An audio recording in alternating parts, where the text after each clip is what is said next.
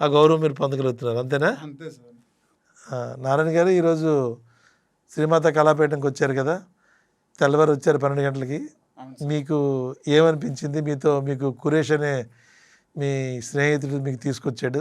స్నేహితుడా, బంధువా? స్నేహితులు అంతే సార్. అలాగే సాంగ్స్ పాడుకుంటూ యూట్యూబ్లో నెంబర్ పెడితే ఆ నెంబర్కి ఫోన్ చేసేవాడు అనమాట. అన్న నీ సాంగ్స్ చాలా బాగున్నాయి, మరి ఎలకెళ్ళగా అనేసి పదే ఫోన్ చేసి అలా ఫ్రెండ్షిప్ అయిపోయాడు అనమాట. ప్రతి సాంగ్ నేను ఎలాగ చెప్తే అతను రాస్తాడు అనమాట, రెయ్యానక పగలనక. అతను కొన్నిసార్లు కొన్ని రాత్రులు నిద్ర లేకుండా రాసేవాడు అనమాట. అంటే నేను అనేవాడును, ఎందుకో ఉంటాను పడుకుంటామా, మరి సాంగ్స్ కూడా నైట్ అయిపోయింది కదా, నీకు నిద్ర లేదు, పొద్దుగాల డ్యూటీ చేసుకుని వచ్చామంటే ఏం పర్లేదు అన్న రాస్తామన్నా అనేసి అలాగా అన్న అనుకుంటూ ఇప్పుడు మామయ్య అనేసాడు అనమాట. మామయ్య అలాగా వాళ్ళ ఊరికి ఫాగరం కూడా సురేష్ ఆయనది మీ ఊరే? అనేది మా ఊరి పక్కన పొల్లంకి అనేసి వేరే ఊరు అనమాట. మీ ఊరే ఊరు? మా ఊరు బి నవగామ.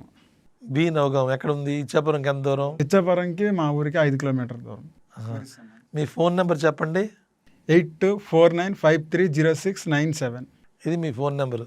ఎవరైనా మీకు కాంటాక్ట్ చేయాలంటే ఈ నెంబర్కి మీకు కాంటాక్ట్ చేయొచ్చు. ఎవరైనా ధర్మాత్ములు మీకు పాట